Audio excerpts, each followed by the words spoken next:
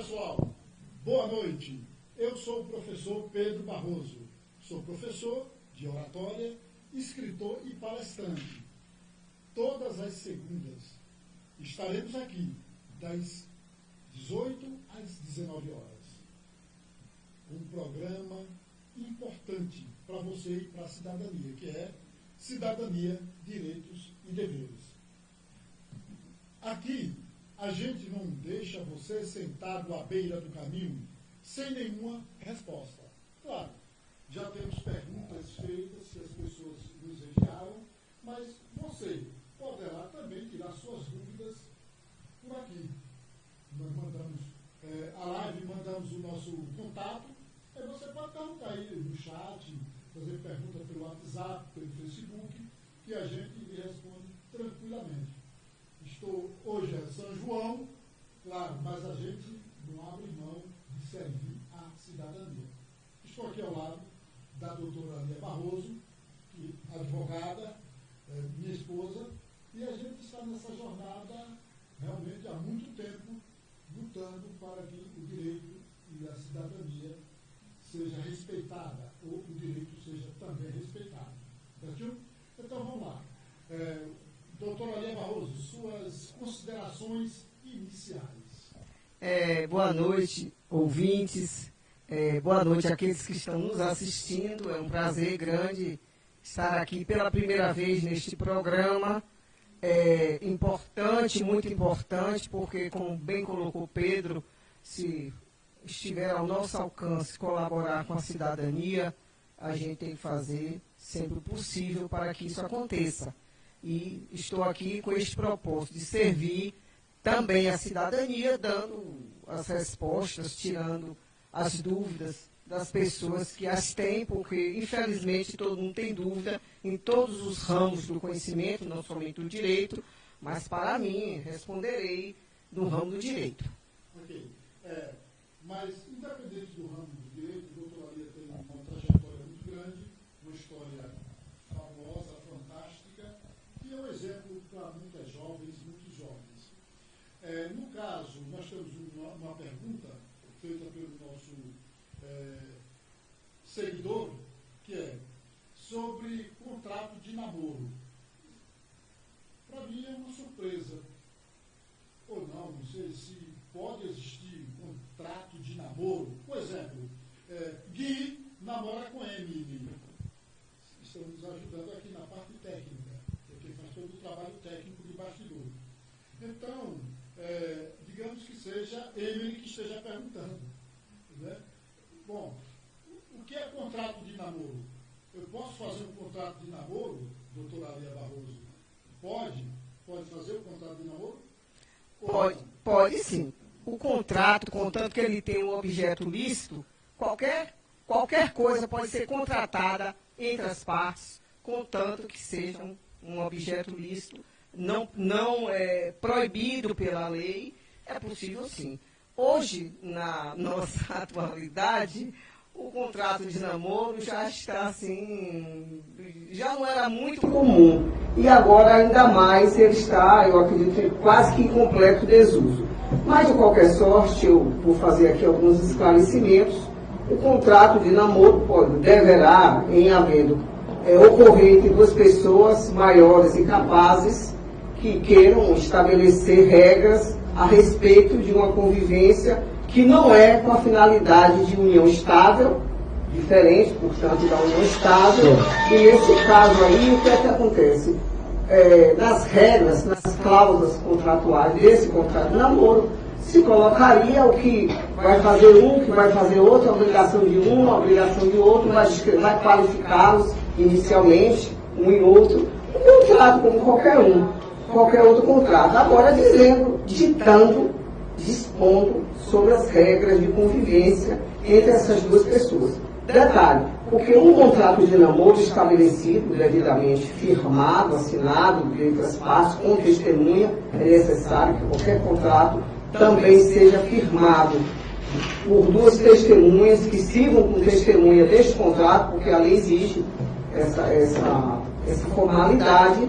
O que ocorre? Porque, no caso, hoje ou amanhã, se por acaso essas pessoas que fizeram o contrato de namoro vierem se separar e depois, por exemplo, estabelecer o patrimônio de um e de outro não se comunica, que o que um conseguiu não tem nada a ver com o outro, enfim, tudo vai ser colocado, ou se eles comprarem algum bem em comum, esse bem vai ser dividido entre eles quando acabar o namoro, mas tudo pré-estabelecido. O que não pode, na verdade, é com a ausência, nesse caso, do contrato de namoro, que a gente sabe que hoje as relações muito rapidamente se tornam relações de união estável, e aí vem os direitos como se casado fosse. O contrato de namoro inibe essa situação de união estável. Ela serve hoje, na verdade, se houvesse os contratos de namoro, que já são bastante raros, mas seria para exatamente evitar que um deles arguisse depois uma união estável.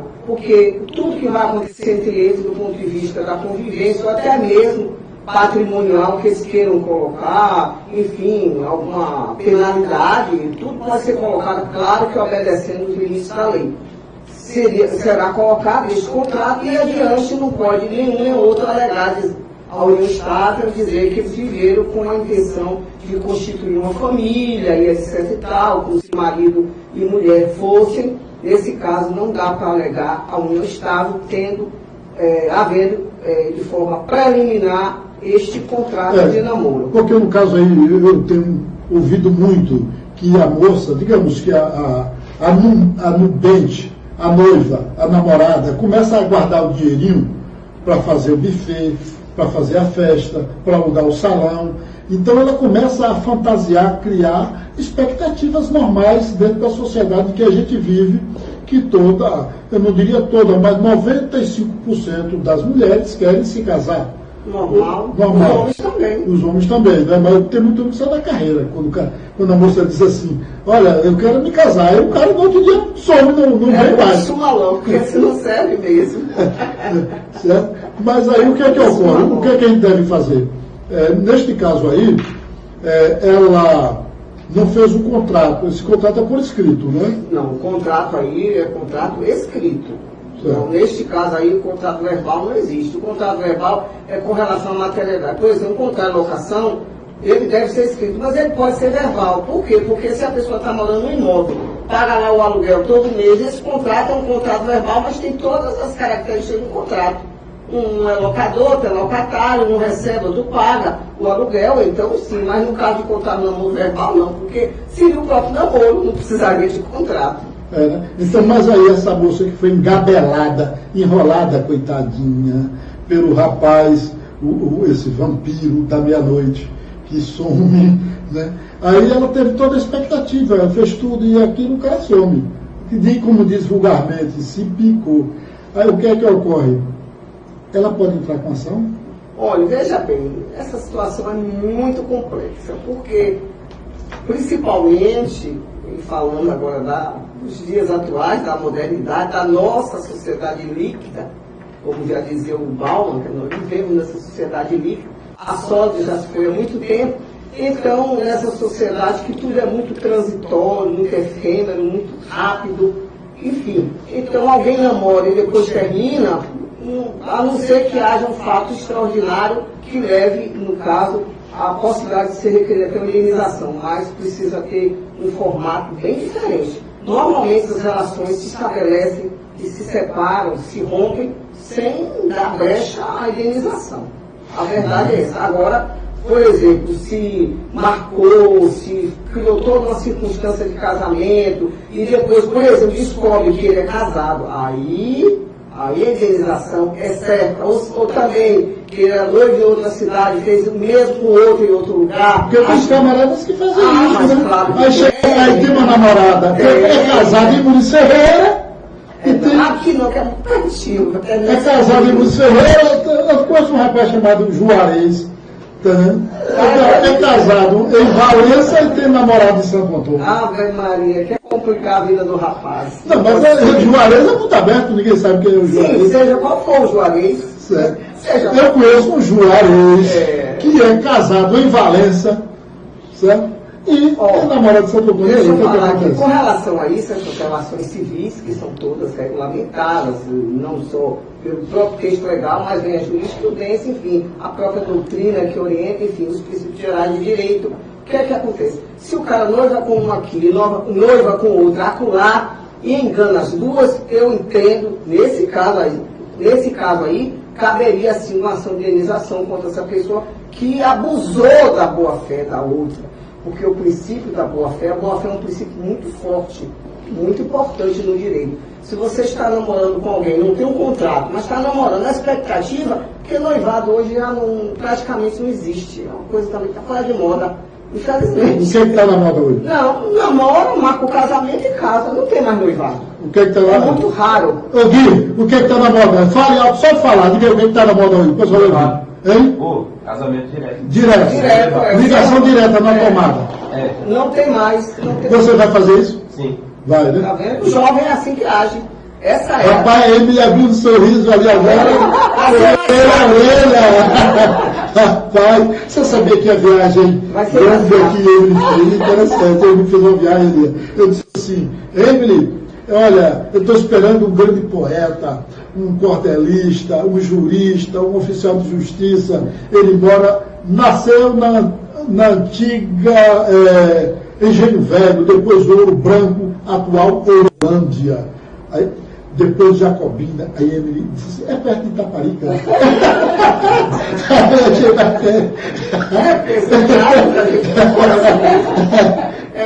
A Bahia tem a quantidade, centenas e mais centenas de municípios. 417. Pois é, centenas e mais ainda alguma dezena e um pedacinho. Mas é isso, então o que acontece? Nesses casos, onde o sujeito é enrolado mesmo, e que aí abusou da boa-fé das meninas, das moças, seja, não precisa ser jovem, não, qualquer pessoa. E ela não pode abusar do cara também, não? É muito difícil, Pedro. Essa relação, sempre que fica na desvantagem, é a mulher. Porque uma mulher... Não, negativo. Eu nunca ouvi em toda a minha vida, sequer, assim, de nenhuma forma, que uma mulher, uma jovem, ou uma pessoa madura, ou um adolescente, seja lá o que for, esteja namorando com alguém, fique noivo, e também esteja noiva no caso, em outro lugar. Isso é quase que, eu não diria... 35 anos, 35 ou 36 ou 37 anos de advocacia? 35. Já se deparou com um cara? Não. O contrário, sim, de rapazes, de homens, que namora aqui, é casado acolá, o que namora aqui, namora acolá. Isso até hoje, infelizmente, acontece. Agora, noivar aqui, noivar acolá, significa estar enganando as duas. Isso aí realmente fere o princípio da boa-fé, é uma atitude reprovada, muito reprovada e reprovável pela sociedade, reprovada pelo direito. E nesses casos, ambas que forem enganadas poderão promover ações de indenização contra este sabidinho, este engraçadinho, né? Porque não é possível, é muito errado isso. Então, nesse caso pode. Agora, voltando ao contrário do namoro, é uma coisa muito rara, porque realmente eu não conheço no caso, nem ninguém nunca me procurou nesses anos todos que eu atuo como advogada para fazer contrato de namoro. Agora, contrato de união estável, aí sim, porque tem a união estável de fato e tem a união não escrita, verbal, e também tem a união estável documentada. Hoje o próprio Código exige que, para algumas circunstâncias, que ela seja documentada, ou seja, que haja realmente um contrato estabelecendo cláusulas, deveres e obrigações e direitos para um lado e para o outro. É necessário. Muito bem. Está aí, para uma pergunta inteligente, uma resposta sábia, uma resposta inteligente também. Isso é imprescindível. Olha, doutora Lia, ela nasceu em Santo Antônio de Jesus. Sim, sou santo-antoniense com muito orgulho. Na cidade ou na roça? Nasci na zona rural e também com muito orgulho. Por que? Sou oriunda da zona rural porque a criança, o jovem que nasce e se desenvolve na zona rural tem um privilégio muito grande de contato com a natureza, com a própria liberdade. Então eu tenho assim as melhores lembranças da minha infância, do meu contato com a natureza, com os animais, com enfim, toda aquela situação bucólica, agradável da zona rural, com as plantas, enfim, eu gosto muito. E posso dizer que sou feliz por ter nascido também na zona rural. Doutora Lia, eu acho que você foi a primeira advogada aqui da região, foi a primeira mulher presidente da OAB. Também. Quando eu comecei a advogar, não existia nenhum advogado aqui, nem em Santo Antônio, nem nas proximidades. Também na diretoria da OAB, até hoje, nunca presidi uma mulher.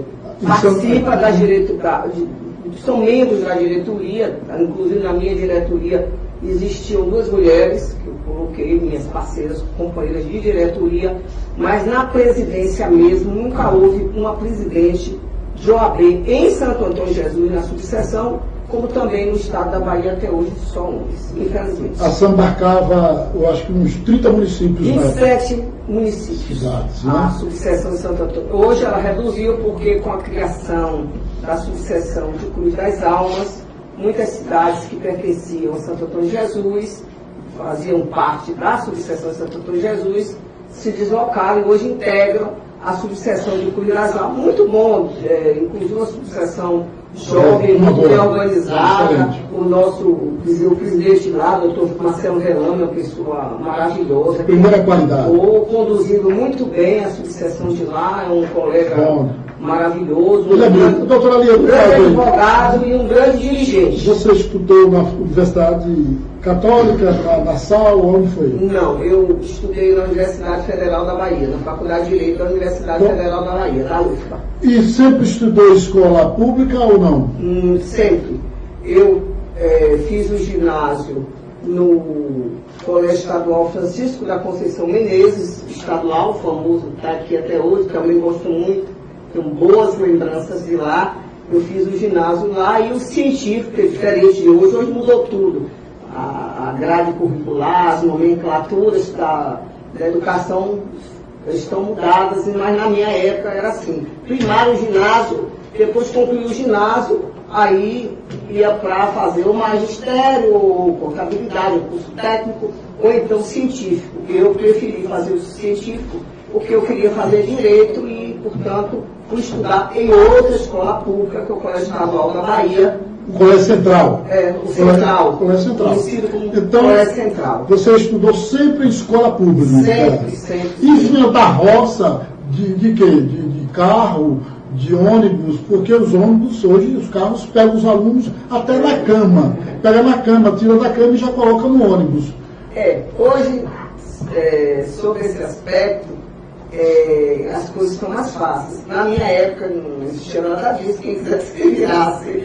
Então tinha que ir andando mesmo, sair cedo na paleta, como a gente chama, caminhando mesmo para vir para a escola, e de tarde se tivesse aula de educação física, como às vezes até acontecia, tinha que lotar, então não voltar. Da Maria Preta para cá? Para cá, exatamente. Mas Maria Preta não é o bairro Santa Rita, não é? Lá para baixo. Lá longe. Vinha na paleta. Cachorro correndo atrás. Como a gente chama. Vinha caminhando. Eu digo sempre, eu caminhei tanto que minha saúde sempre foi boa em razão de tanto caminhar. Eu caminhei quando era criança, porque eu vinha para o colégio andando. Depois, caminhei no período do científico, fazendo científico. Não, nunca, caminhei tudo andando. E depois, quando eu fui estudar na Faculdade de Direito da UFBA, eu morava no Canela, e, portanto, não era tão longe da faculdade, eu ia para a faculdade também andando. Mas morava no Canela, porque o Canela é um bairro nobre. Eu morava na residência universitária do Canela.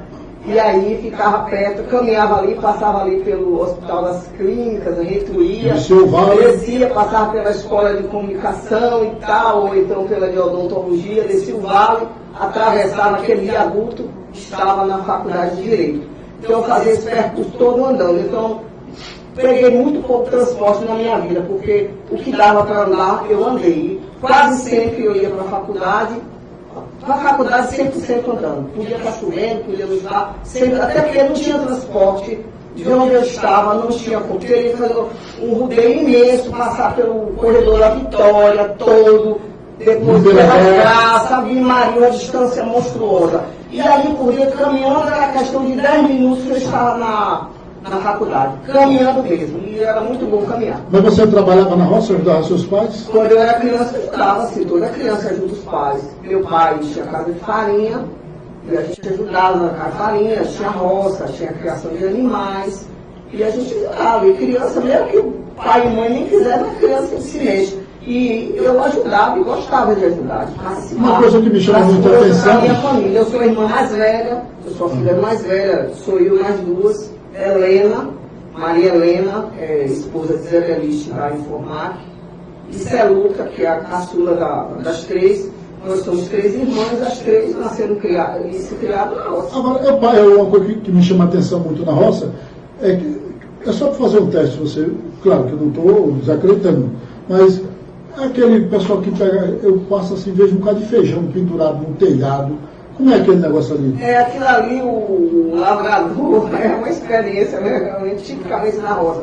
O lavrador faz a plantação, e lógico, não vai cascar quando o feijão amadurece, não vai colher todo de uma vez e comer, não tem como. Então o que é que acontece? Aí ele faz aqueles moldes e pendura nas varas, no telhado, de modo que ele secasse e as pessoas ali, o dono do feijão, a dona de casa, vai tirando aos poucos, vai debulhando e vai comendo durante o período que... Então faz aqueles moldes de amarrado, feijão, de cabeça para baixo? Amarrado os pés com a corda de dendê, com a tala do dendê, a folha, ou do licuri, outra, qualquer folha que dê para amarrar, que pendura ali para não ficar... Ali é a geladeira, ali é o cilo do povo. É o cilo do povo. Você vai tirando direitinho e vai colocando para comer. Para não perder a lavoura, é importante.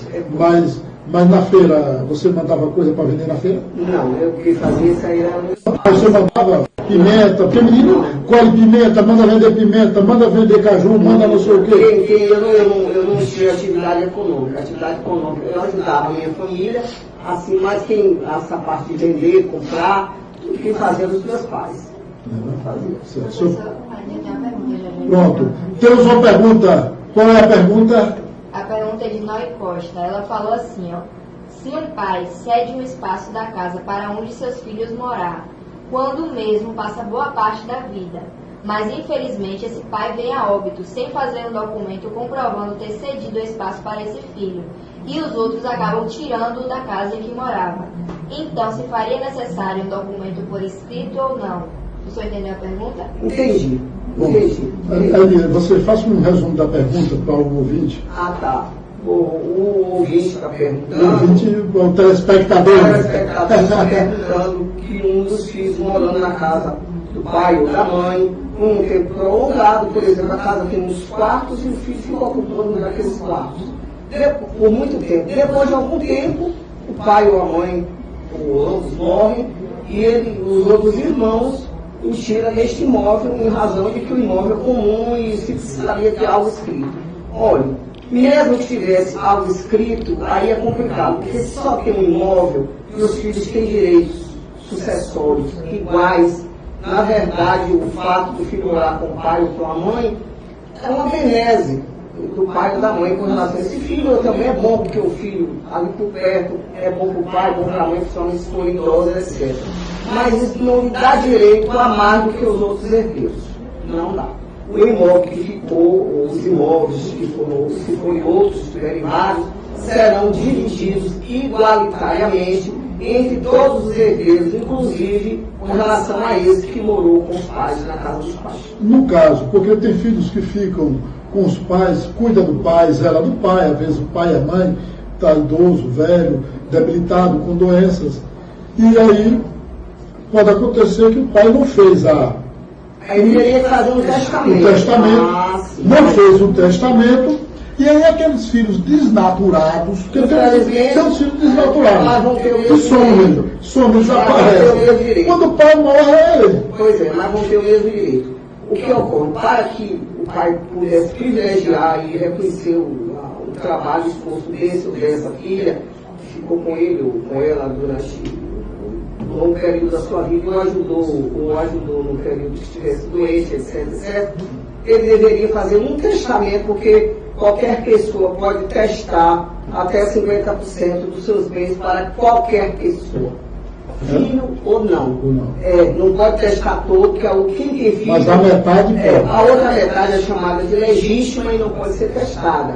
Mas a outra é disponível, pode ser testada para qualquer pessoa, e ele poderia ter testado essa outra parte para esses filhos. Os 50% para esse filho bom. Isso. E um filho bom teria parte do outro 50%? Sim, claro, porque, por exemplo, se tivesse testado para um estranho, entendi. não faz nenhuma diferença. Sim.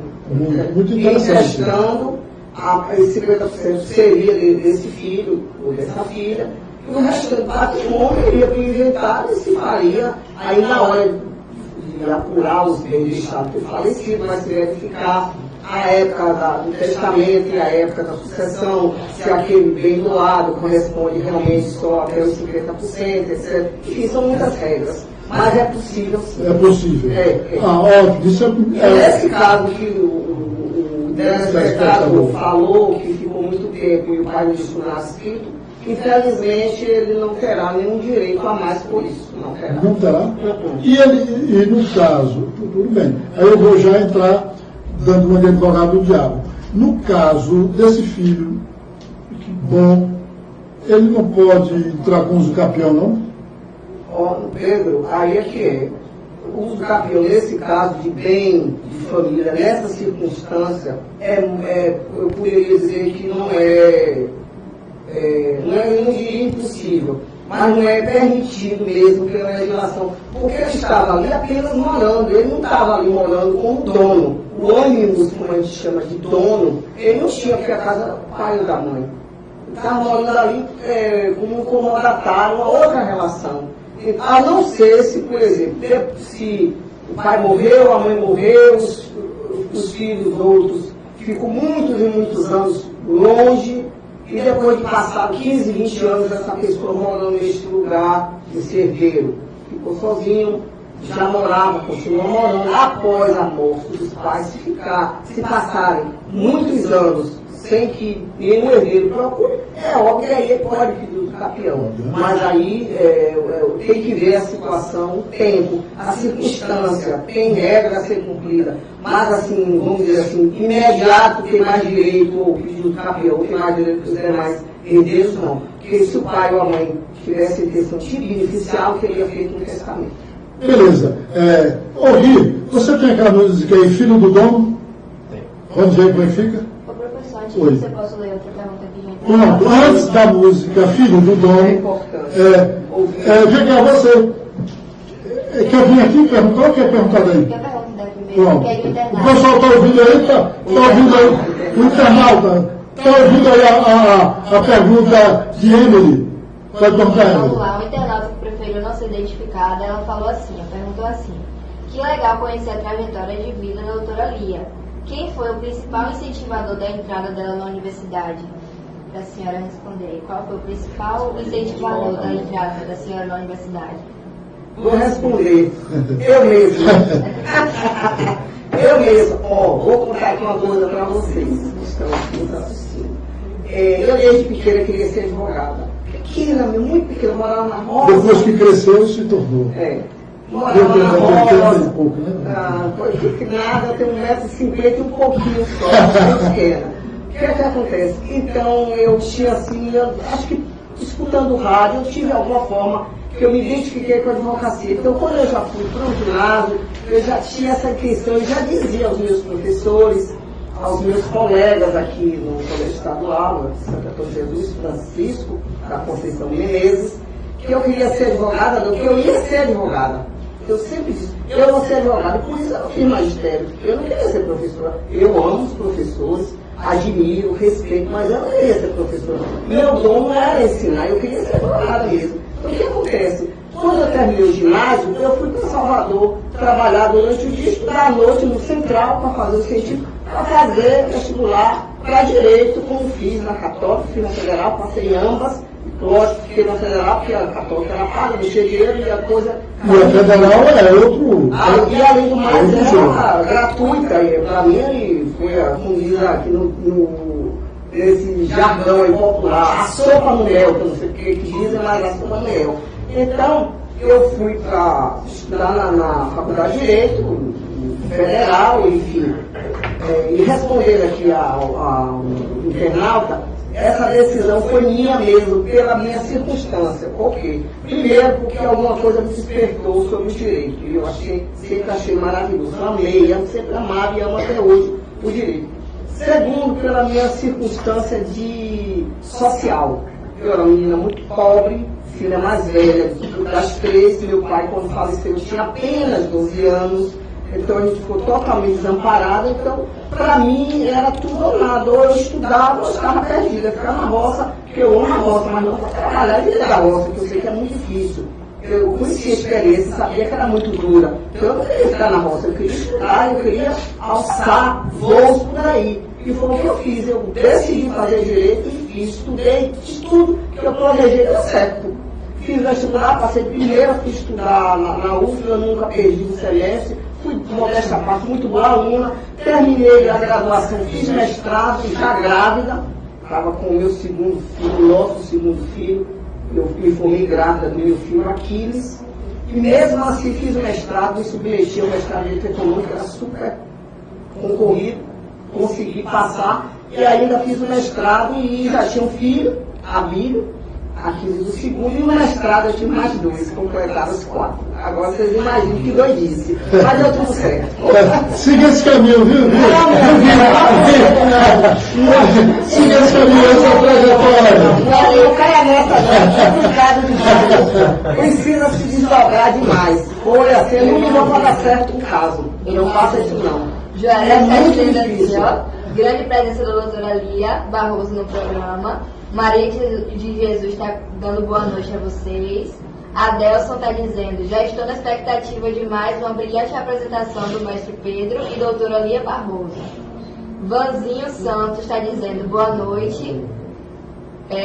Noé Costa está dizendo aqui, mais uma transmissão fantástica com o professor Pedro Barroso e doutora Lia.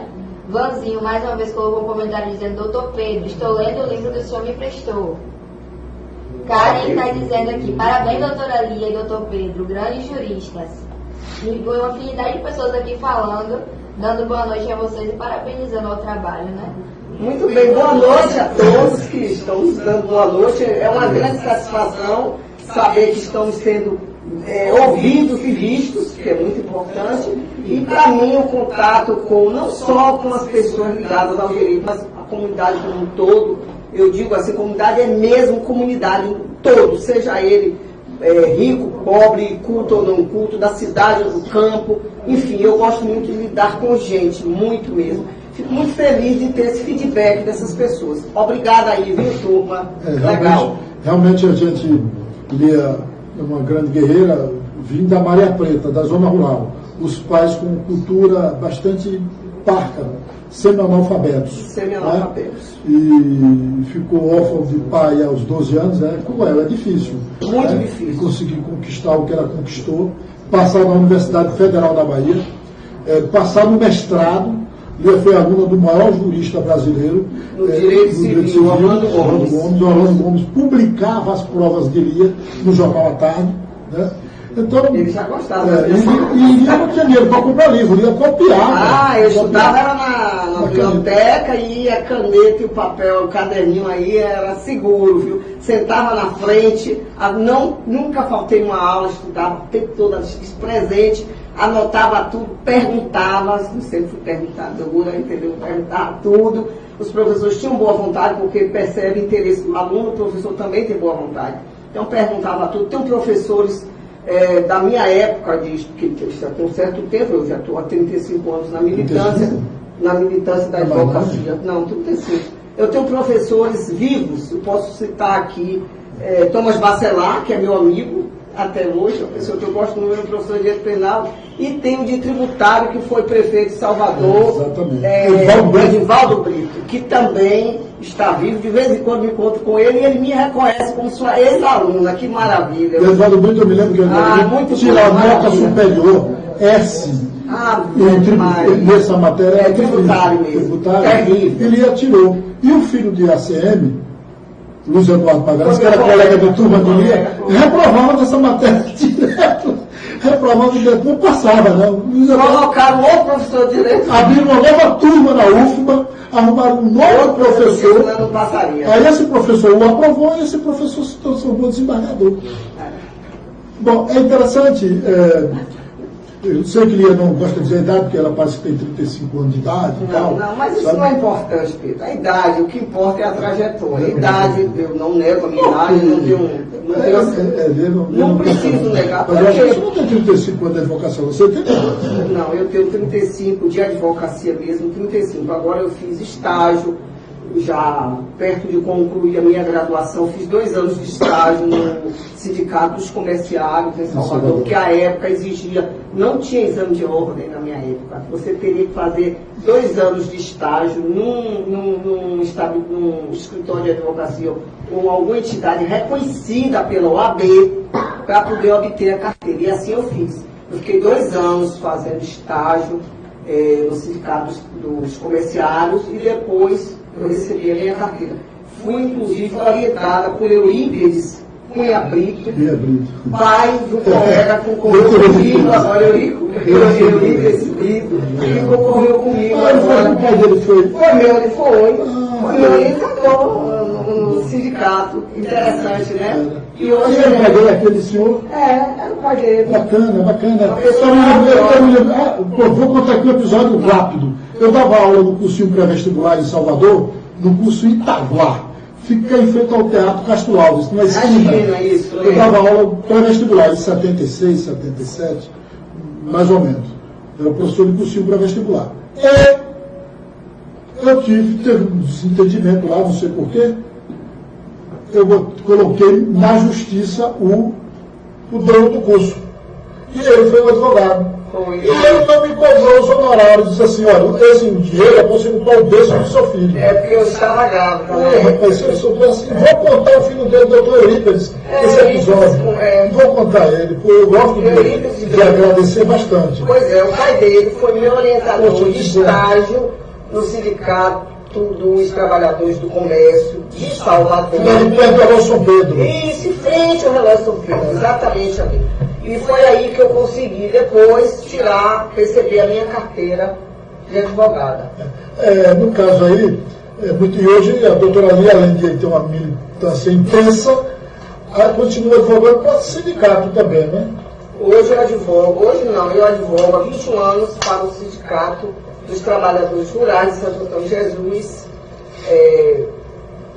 Além da alegria que eu tenho de ser advogada desse sindicato, mais ainda por se tratar de um sindicato rural e pela minha origem, pela minha formação, pela minha origem rurícola. E essa origem me fortalece mais e me deixa assim mais, vamos dizer assim, ligada aos trabalhadores que me procuram e aos trabalhadores que me procuram no sindicato, e a gente está nesses anos todos muito bom, gosto imensamente. Aproveito sempre para mandar um abraço para os trabalhadores rurais e as trabalhadoras rurais de Santo Antônio de Jesus e região, porque tem gente de outras cidades que também vem buscar socorro. Você tem uma tia-avó que tem 109 anos, Quinha, que mora lá pro lado do Rio da Dona, tem 109 anos, Quinha, mora aqui em Santo Antônio. 109, tá forte, tá perto. Lia, eu vou pedir para colocar uma música aí rapidinho, porque eu quero fazer um comentário social. Tá bom. Ô Gui, não vamos fazer que nem Juarez não, viu? Coloque a música.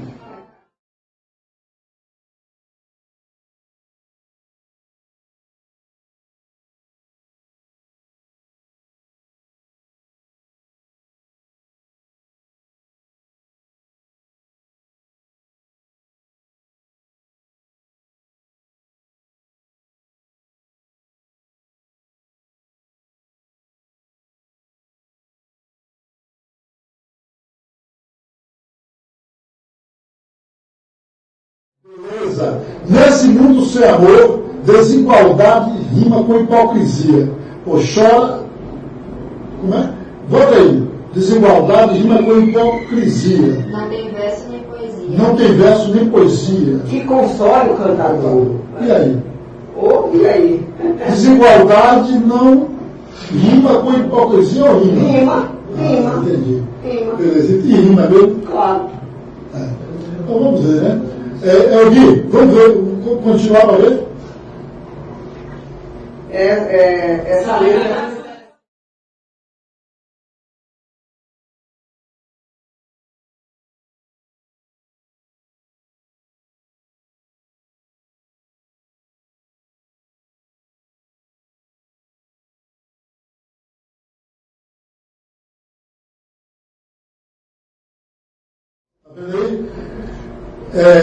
Não tem verso nem poesia que console um cantador.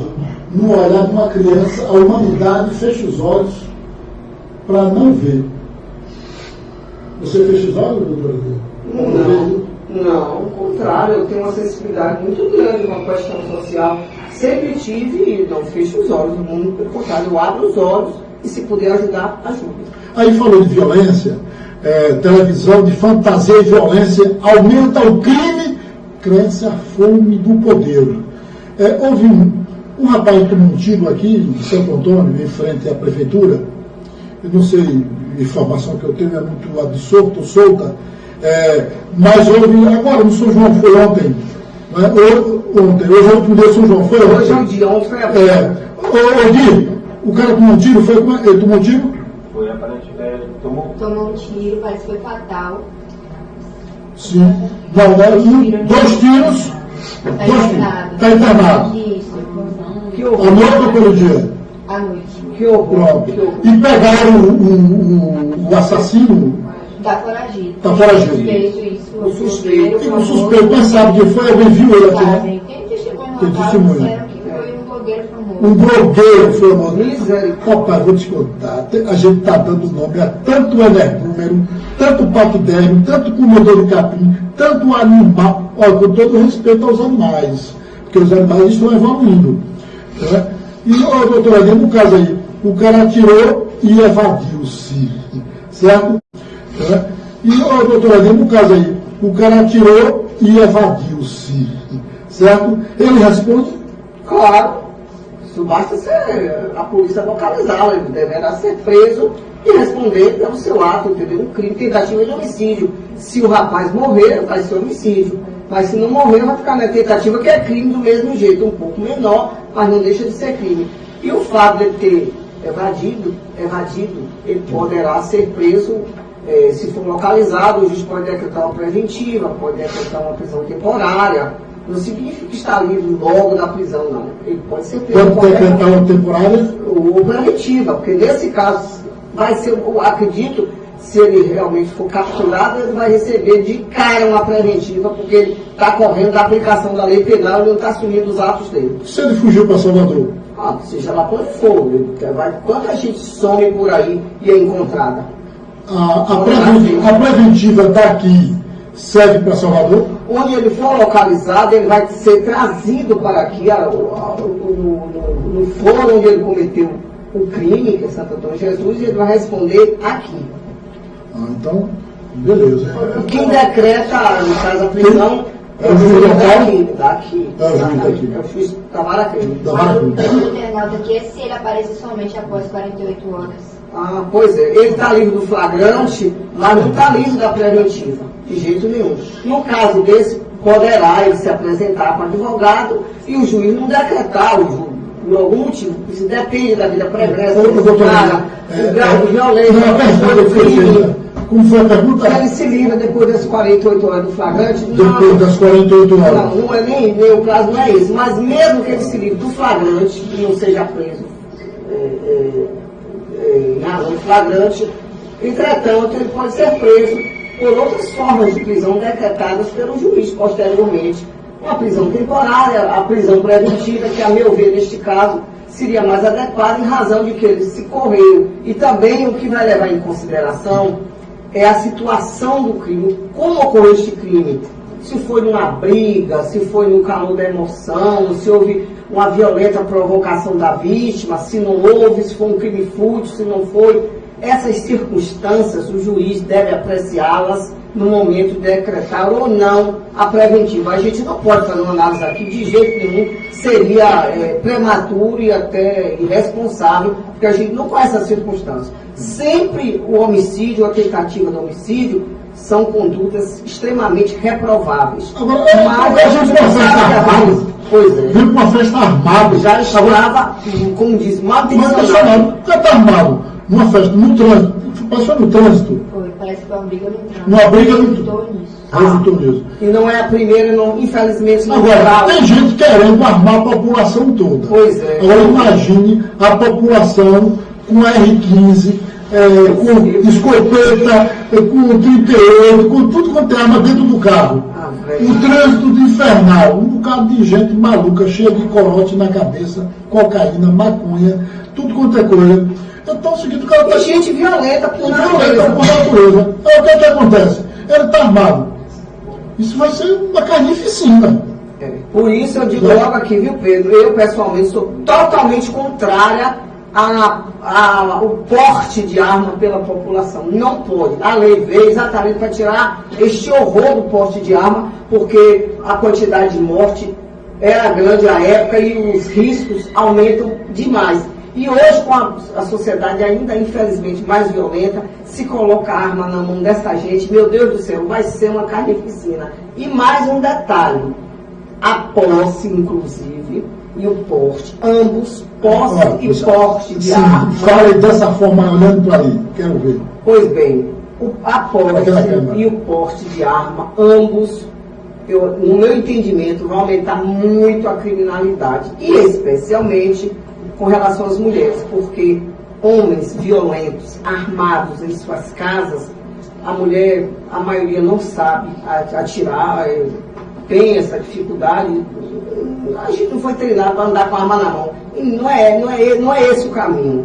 O que é que acontece? Então, no meu entendimento, o feminicídio vai aumentar consideravelmente com a população usando ou portando arma, seja lá em que circunstância for, mesmo a posse nas residências, para mim, a meu ver, vai aumentar o feminicídio e vai aumentar o crime de um modo geral. Os homicídios. Realmente eu tenho de me aprofundar mais sobre isto. Agora, uma coisa que eu fico absorto é ver muitos evangélicos com bíblias defendendo a bancada da bala. Eu acho isso hipocrisia. Isso é hipocrisia. O cantor acabou de... Porque Jesus não veio pregar a violência, né? O assassinato, nem isso aquilo. Jesus veio pregar a paz. Né? Então eu vejo alguns caras que estão com pequenas igrejas e grandes negócios, né? Propugnando pela indústria do assassinato. Porque se libera a arma, o que é que acontece? Tanto posse quanto o porte. Você falou, a indústria da arma é quem vai ganhar com isso. As pessoas vão andar armadas e, como eu disse, vai aumentar o número de homicídios de forma considerável e vai sobrar, pior ainda, para as mulheres, porque o feminicídio, vocês verão. As mulheres continuam apanhando, doutora? Infelizmente as mulheres apanham, as mulheres são... a violência não é somente física, a violência psicológica, moral, financeira e todas as formas de violência que é praticada contra as mulheres. E com esse particular aí das armas, o feminicídio que tomou proporção assustadora desse ano 2019. Não sei. Eu tenho inclusive um artigo que eu fiz exatamente no mês de janeiro, começo do ano, quando pipocou mesmo assustadoramente o número de feminicídio nesse país. Eu não sei por que tantos homens matam tantas mulheres. Por motivos, infelizmente, fúteis, por questão de se sentirem dono das mulheres, achar que somente eles têm direito, e por motivos assim que a gente fica assim, banais, motivos banais, homens tiram as vidas das mulheres. Mulher matando homem tem, mas é muito raro. Mulher assassina não tem, mas é muito pouco. Tem de vez em quando as TVs, os rádios, os jornais noticiam isso aí. Mas é uma raridade, é uma psicopata. são poucas. Mas homens tidos como bonzinhos, amigos, trabalhadores, gente muito bacana, qualquer motivo vai lá e mata a mulher, ou fere, ou deixa ela deformada, comete o crime de lesão corporal, às vezes na forma assim, mais extremada, e afora outros tipos de violência, que é a humilhação, a violência psicológica, a questão também econômica, porque tem também por esse lado a questão moral de ofender, chamar de feia, de gorda, de burra, de analfabeta, e enfim, dizer a fulana. E a também se chamar de gorda, né? O que? Isso é violência moral. Se chama, não chama a vizinha de gorda não, viu? Não chama a vizinha de gorda, nem de feia, de velha. Se chamar feia, gorda... Depende do contexto. Não é assim também, não queria exagerar, por favor. Mas assim, por exemplo, o marido e a mulher. O marido que vive dizendo, você é feia, você é gorda, você isso e aquilo, e você é burra, ou enfim, isso humilha, quebra, acaba com a autoestima dessa mulher. Muitas delas ficam deprimidas. Eu cometi um crime desse. Eu estava na praia, com um livro na mão, fui passando, ultrapassar a pista, tinha um engarrafamento, verídico. Eu estou com um livro aqui na mão. Aí eu vou para a praia e vou ler livros também. Não só o europeu que lê livro na praia, brasileiro, baiano, nordestino também lê livro na praia. Você chega em São Paulo, você chega em Itacaré, ou chega naquele lugar que o senhor dá rico, como o nome dele, Itaipu de dentro, Itaipu de fora, aquele lugar lá. Barra Grande, Maraú, quem está lendo? Tudo estrangeiro, brasileiro não lê. Aí está aquele engarrafamento, meio metro igual para água. Eu fui passando, uma mulher junto. Aí a mulher encostou com minhas pernas no carro, uma senhora encostou. Me trancou, eu disse, meu Deus do céu. Eu saí de fininho, aí bati assim com o livro no vidro dela para ela descer. Quando ela desceu o vidro, disse, minha senhora, para que esse desespero todo, esse engarrafamento está terrível aí na frente? Ela disse assim, você é cor de viado. Você é cor de viado. Aí eu disse, eu sou cor de viado. E você é gorda, feia e velha. Pai, coitadinha dela, eu fiquei com pena. Ela quase disse, mas eu sou não. Ela disse, pronto, não é mais não, me perdoe. E ela ficou lá assim, em cima do chão. Né? Então eu pratiquei esse crime, mas não foi agora, isso tem uns... Antes da lei, tem uns 10 anos isso. Eu comentei com ele, mas poxa, eu cometi um crime ali, mas ela me apertou e eu fui apenas dizer, minha senhora, não adianta a senhora ter esse desatino todo, porque está tendo um engarrafamento aí na frente. E ela não quis saber. Bem assim, me chamou desses dois nomes poéticos. Né? Não, disse que eu era corno, viado e broxa. Foi, o seu dela aí foi em Aracaju. Foi. Saí para Navalente desgraçado. Aí eu saí da carreira, porque ela saiu do carro para me bater, eu saí da carreira. Tá vendo? Bom, isso aí são as exceções. São as raras exceções. Claro. Via de regra é o homem que xinga a mulher no trânsito.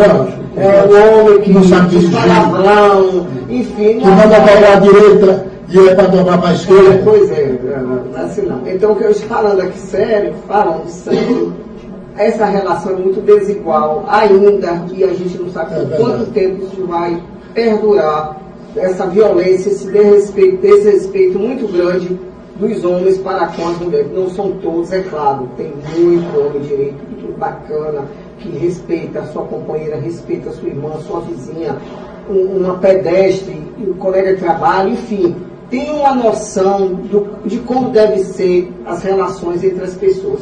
Porque o que faz a relação entre as pessoas não é ser homem ou mulher. É simplesmente ser humano, seja homem, seja mulher, tanto faz. Por que essa discriminação? Isso tem que acabar. Sim, mas quem criou o homem não é a mulher? Foi bem, infelizmente, ele nasce toma papa, muitos viram bicho, o que a gente vai fazer?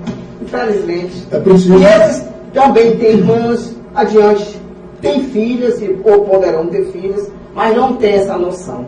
Infelizmente, que se trata de uma cultura machista que vem de muitos séculos atrás. as igrejas, e tanta igreja, meu Deus, tanta igreja com tantas mulheres, com tantos homens dentro das igrejas. Pois né? Por que não? Esse pastor mesmo, que mataram um pastor lá no Rio, não foi? O filho de criação. Aí está sendo apurado, ainda não sei. Mas falando de igreja, eu quero falar uma coisa. Não, eu bato em igreja, sabe por quê? Porque a igreja é um ambiente pedagógico, é uma tribuna, é um púlpito educativo, onde o líder pode falar com as ovelhas, seja na igreja católica, seja na igreja evangélica, seja no terreiro de Umbanda, seja no centro espírita, né? Ou numa entidade mística, esotérica, falar com os homens, né, sobre a importância de respeitar as mulheres. Será que essa pessoa não tem? E hoje você liga a televisão, está cheio de programas religiosos, tanto da igreja católica quanto das igrejas evangélicas, né, cultos ecumênicos. E está piorando. Infelizmente, no passado, hoje a igreja católica, que eu tenho mais conhecimento, o próprio Papa Francisco vem tendo uma atitude muito interessante, proativa, é uma pessoa que a gente admira. E argentino, né? Pois é. Argentino. Que exemplo de argentino, aquela criatura ali, que Deus o tem, é maravilhoso. Então o que acontece? A igreja no passado, os grandes pensadores, os grandes representantes. Santo Antônio tem um bom pastor que é ele. A esposa dele foi sua professora de piano muitos anos. Lourenço. O nome dela? Cronilda. Nilda foi aluna de maravilhosa. Nilda, esposa do pastor Nilda Cabral. Maravilhosa. Professora muito bacana. Quantos anos? Muito bacana. Um bom tempo. Eu não gosto de dizer os anos que aprendeu. Não, mas não precisa. Deixa eu voltar no assunto aqui que a gente estava falando. Eu quero concluir porque o tempo está passando. Eu quero dar um arremate nisso aí. Com relação às igrejas, os pensadores, os filósofos do passado, todos eles homens tidos como maravilhosos, a exemplo de Platão, Aristóteles, São Tomás de Aquino, São Tomás de Aquino jogava duro com as mulheres. É o que eu quero dizer. Essa gente toda jogava duro com as mulheres. As mulheres eram coisas, eram objetos. Eram coisas, eram objetos. E as mulheres não tinham direito nenhum. Elas deveriam ser obedientes a seus maridos, sequer usar da palavra nas igrejas, nos templos ou fosse lá onde fosse.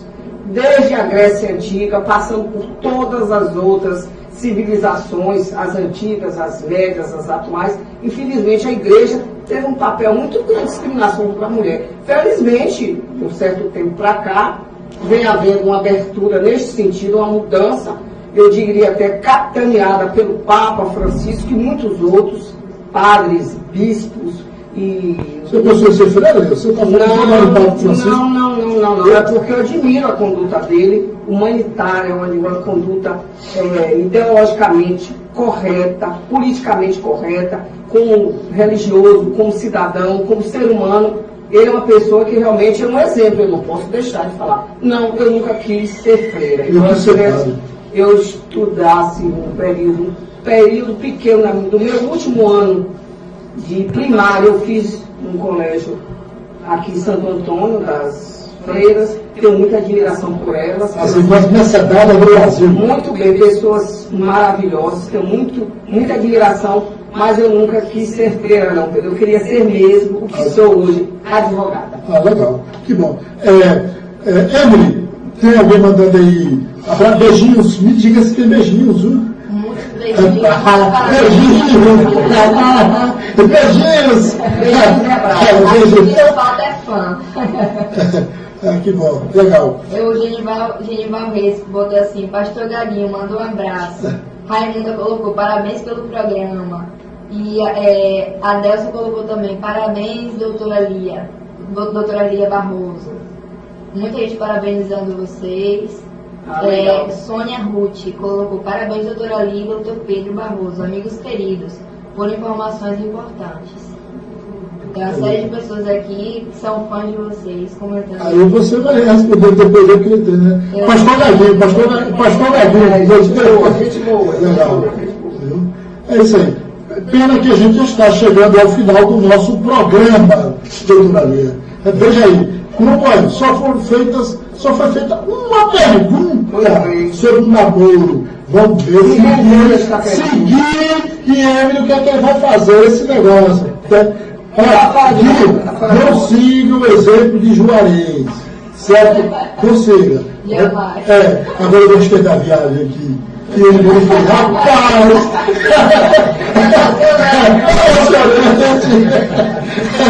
Legal, beleza. Pessoal, suas considerações finais. Para mim, é um prazer muito grande participar aqui deste programa, nesta tarde de São João, tarde já, começo de noite de São João, e poder colaborar de alguma forma com as pessoas, dando o mínimo que eu posso dar de mim, do meu conhecimento, para que essas pessoas possam trilhar as suas vidas, tirar suas dúvidas, enfim, e também até servir de alguma forma de exemplo para jovens que possam entender que as caminhadas, embora difíceis, elas podem ser caminhadas e bem-sucedidas ao final. Isso é importante. Então, o que eu digo aqui é que nunca desistam dos seus sonhos. Caminhem sempre rumo aos seus sonhos, que com certeza, no final, vai dar tudo certo. Beleza. Este foi o nosso segundo programa. O segundo. Vamos gravar de hoje a 8, com fé em Deus, ao Deus Todo-Poderoso, que estaremos aqui neste horário. Para não mudar o tom, um beijo para quem gostou deste programa. E 2 para quem não gostou.